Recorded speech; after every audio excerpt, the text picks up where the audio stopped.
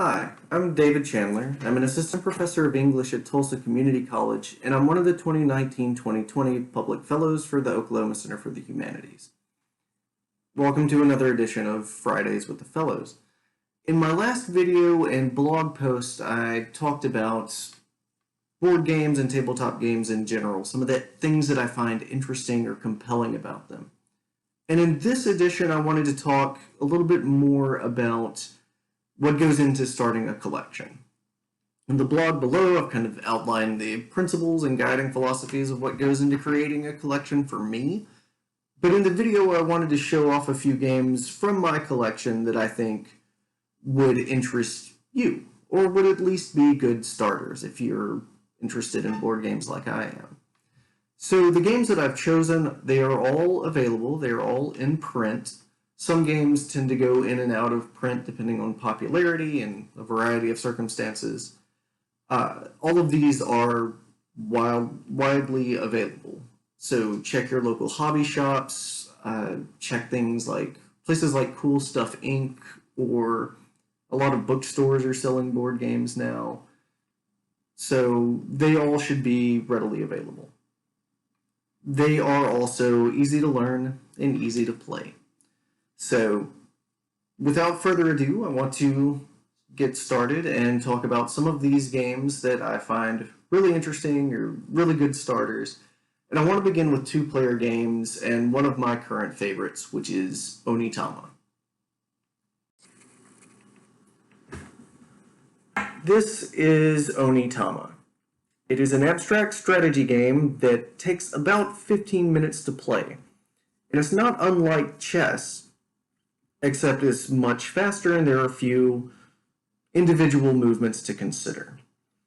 So the way that you play is you and your opponent are both martial artists trying to either capture each other's master or to occupy their temple space on the opposite side of the board. You do this by playing cards that allow you to move your pieces. Now, when you play a card and you choose which piece you want to move, you pass the card to your opponent, and then you take the card that they've passed to you. So throughout the course of the game, these 5 cards are circulating. Now, the game comes with several more cards, I think a total of 15 or 16. So it changes every time you put it on the table. But it's also a game of what we call perfect information. Everything that you can do is visible to your opponent, and vice versa. So there's no real trickery, there's no randomness that happens in the game. Everything is wide out in the open. So you move your pieces, you try to take each other's pawns or masters, and you do this all while being completely visible with your available moves. As a result, it's a game of incredible elegance, not just with its production. As you can see, these pieces are gorgeous. The watercolor art on the mat is wonderful. But it makes you feel clever in a way that brief games can rarely do. It's also one that I recommend to be in anyone's collection because it's easy to pull out, it looks good on the table, it plays quickly, and as soon as you're done, you've got other cards in the box that you can play and then have another round. It's one of the most elegantly designed two-player games out there, and you can find it for about $20 to $30 online. If for whatever reason you're not into abstract strategy games, then The Fox and the Forest is probably the best card game I can recommend for people who are interested in two-player games. It's a trick-taking game, kind of like Spades, where somebody lays down a card and you lay down a higher one to take it, or you lay down a trump suit that beats any card from any other suit. So, unlike Spades, though, you don't always want the highest card. You can win the Fox in the Forest by either having far fewer than a certain threshold of tricks or by hitting the sweet spot right between too little and too much. And another thing that the game does is it changes the trick suit a lot, or the trump suit.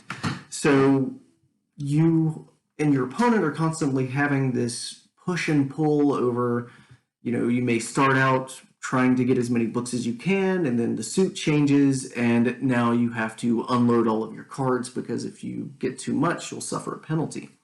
It also has some of the most gorgeous fairy tale art in the game that kind of sells itself in being just this really pleasant, welcoming game, while the game underneath it can get kind of mean.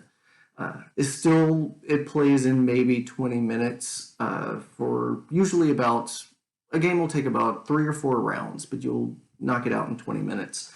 It's also quite cheap. $10 for one of the best small box card games out there is pretty hard to beat. So you can find it between $10 and $20. I think I got my copy for $15. Board game prices tend to fluctuate depending on availability. But yeah, Fox in the Forest is a dynamite game that can belong in anybody's collection.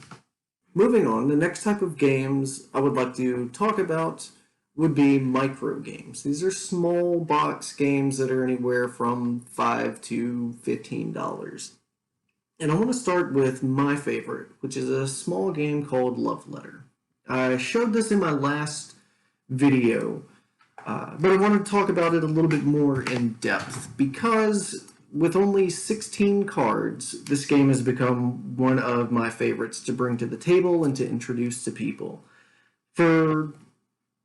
Your purpose in the game is to get a love letter to a princess, but the game in practice involves a lot of social deduction, finding out who has which cards, and making sure that when the game ends, you're either the last person in the game or you have the card with the highest value. Now what that looks like is you will have one card in your hand, you'll draw one, and you'll choose one of these two to play. Then it'll pass to the next person. All of these cards are designed to either protect you or give you a high number for your cards or to deduce what everybody else at the table has.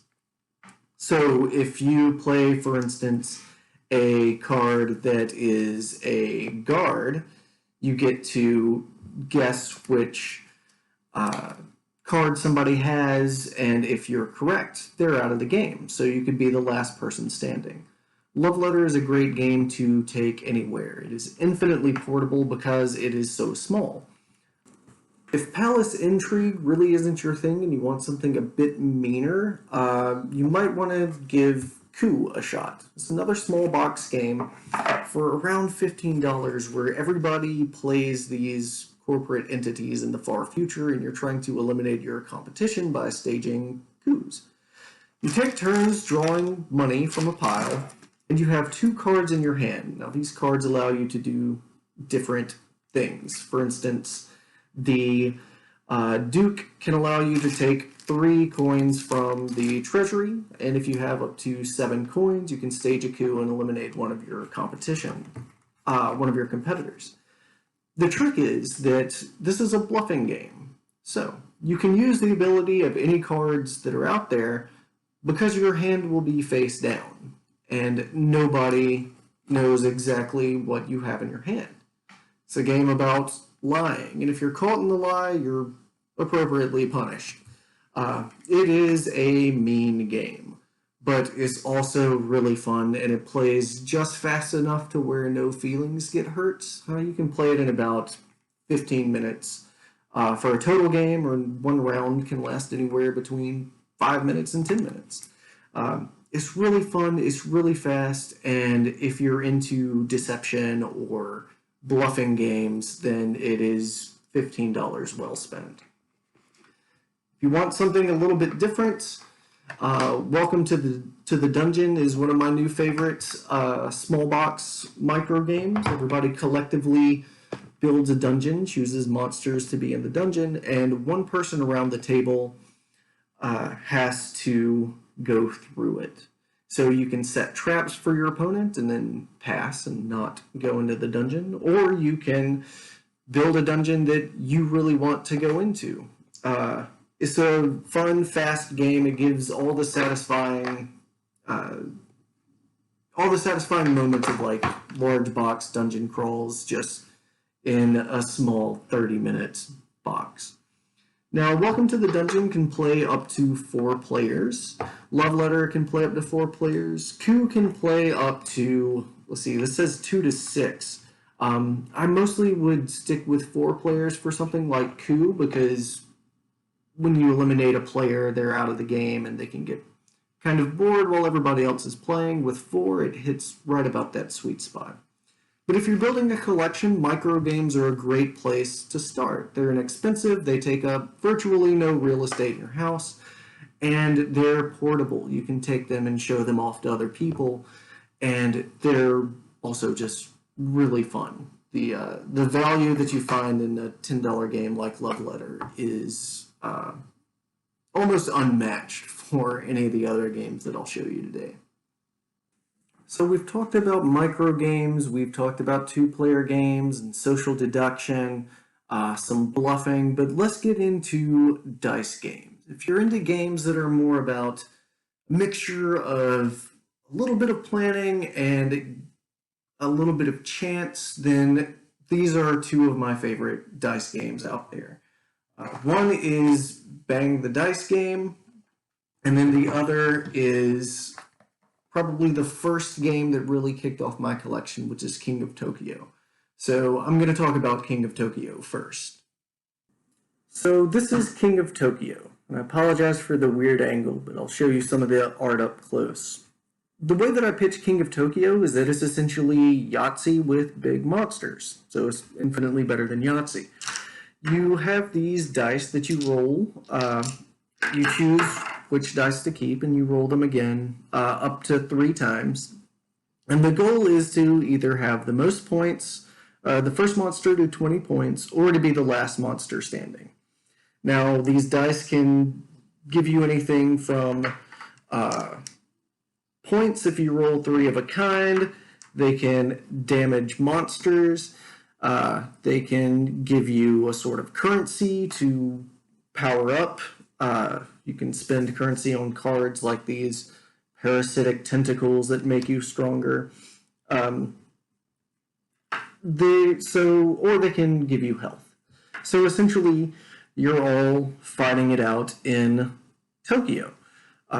When you're in Tokyo, you get a point for taking the city, and then you can punch all the monsters outside of Tokyo. But while you're in Tokyo, every single monster is after you. So every claw that somebody else rolls, they start punching you. And it's very fast, and it's very chaotic, and it's very simple. There are, only 2 avenues to win, but as Tokyo changes hands, these avenues might change for you. It also has just this wonderful little score sheet, so you always can keep track of your health or your points. The cards make things interesting and dynamic, and one of the things that I like about this game is because the theme is immediately accessible. We all know what monster movies are like, even if we haven't seen any. Rolling dice to kind of simulate the chaos of monsters punching and mass destruction is fun, is loud, and is fast, and is easy. And as you can see, these sort of pop art, glossy, cartoon characters there's something approachable about them. I think that it looks good on the table, and the board's small enough to where nothing gets too confusing. Now, I will say that it says that it plays up to 6 people is far better with 4 than with 6, because again, with the player elimination, if somebody gets out early, they're out for the whole game. But with 4, it moves at a good clip, and it's just really, really fun to throw dice and have a big monster punch up in about half an hour. The game itself costs about, I think I got my copy for $30 or $35 at Target.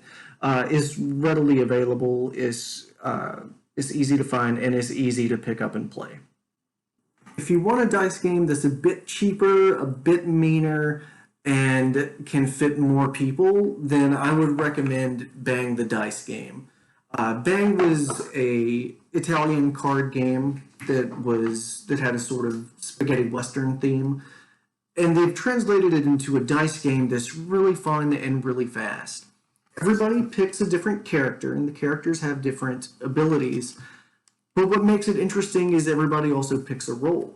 You have a sheriff, and the sheriff's goal is to kill all the outlaws. You have a deputy, whose goal is to protect the sheriff.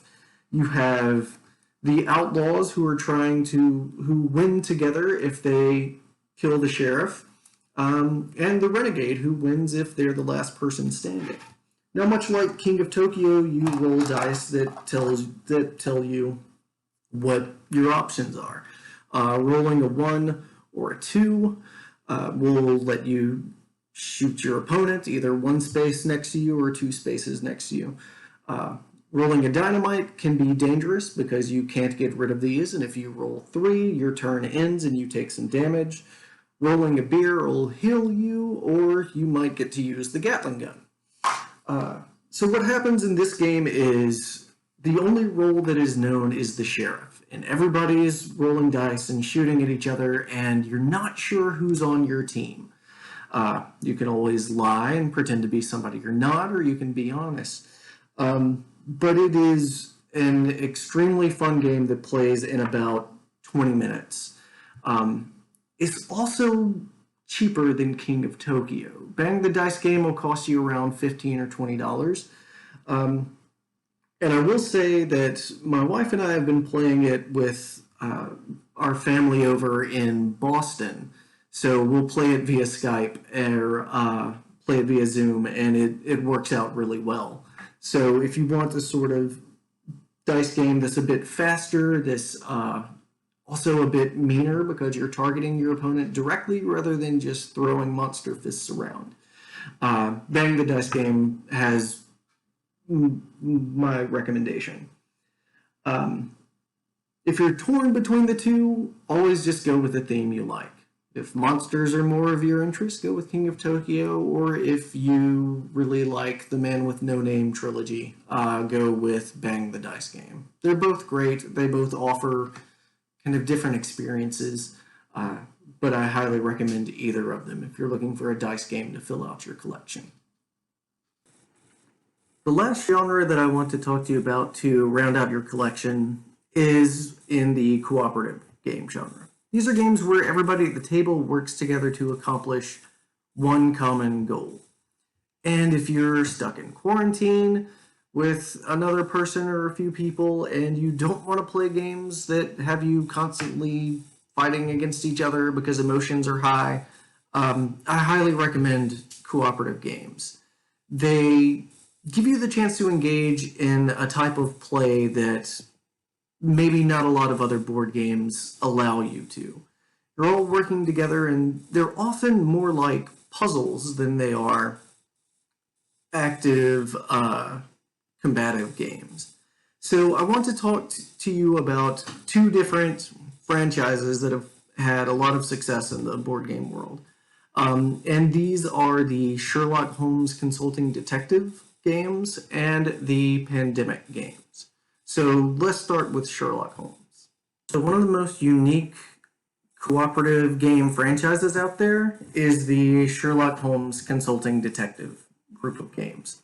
There are a few entries in it, but essentially everybody at the table is trying to solve a mystery at the same time that Sherlock Holmes is. All of these are original mysteries. Each one comes in its own little book where you read the text up front that kind of sets the stage. And the only tools that you have are a directory of London, a newspaper from the day that the mystery takes place, and a map of London with numbers and grids. Now everybody chooses where to go on the map, and then they look up in the mystery book to see if the corresponding number leads to any information about the case. It is remarkably simple and profoundly interesting to me. One of the things that I find frustrating about Sherlock Holmes books and stories is that I try to solve the mystery at the same time that the mystery's already been solved. So Conan Doyle, the writer of the book, withholds information from you. So you can't quite be as smart as Sherlock. This game gives you the opportunity to at least try, and it is difficult.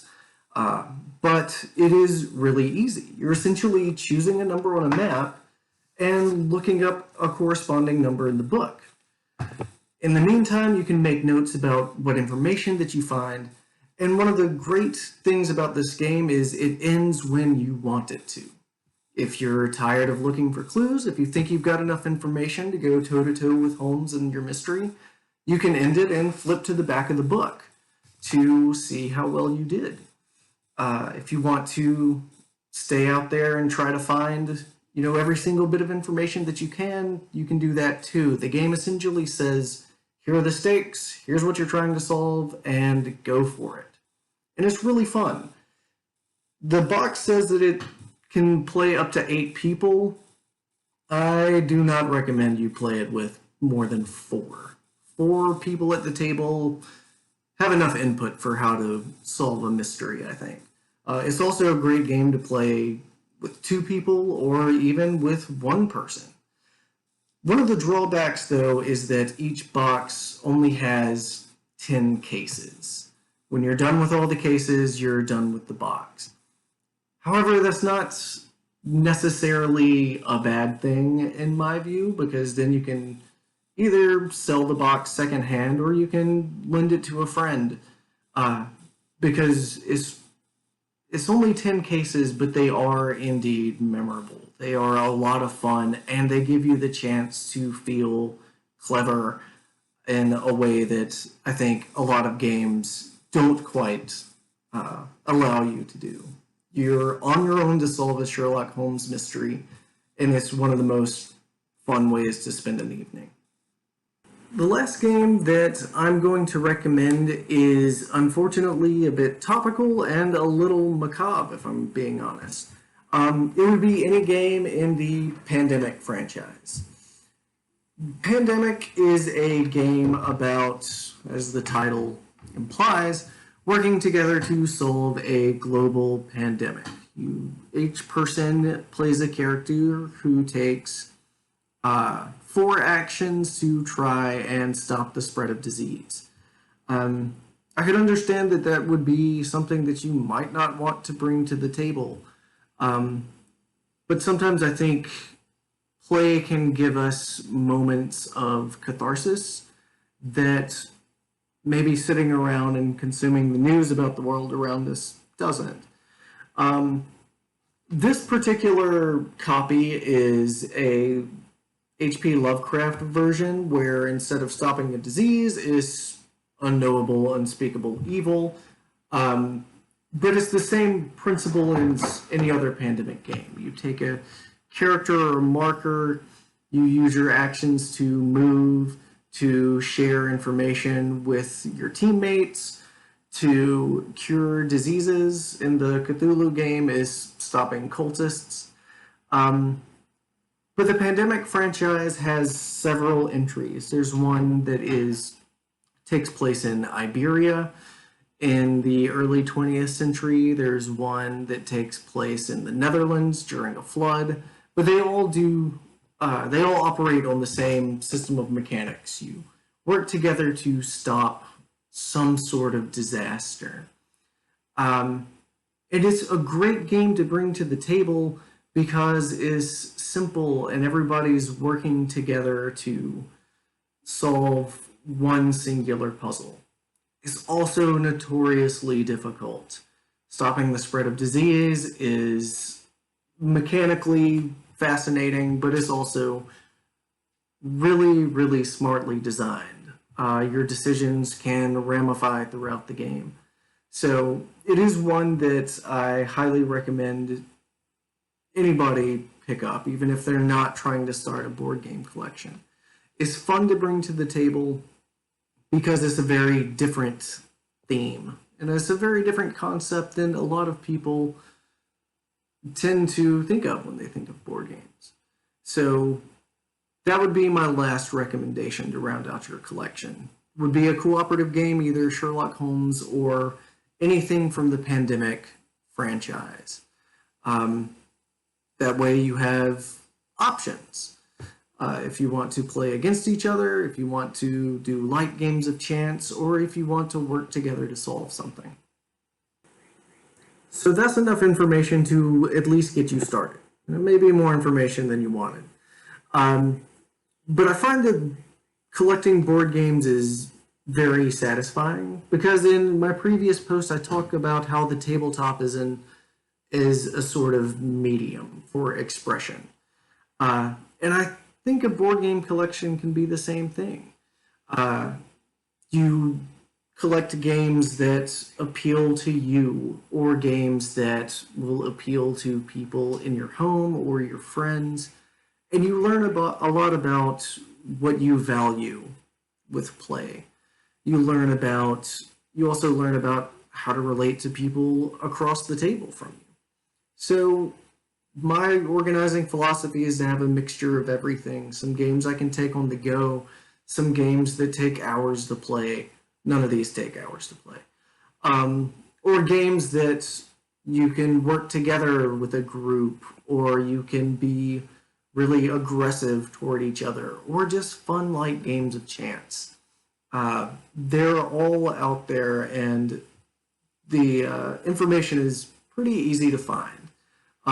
So I hope you read the blog below that will kind of help you get started on your collection. And as always, happy gaming and stay safe.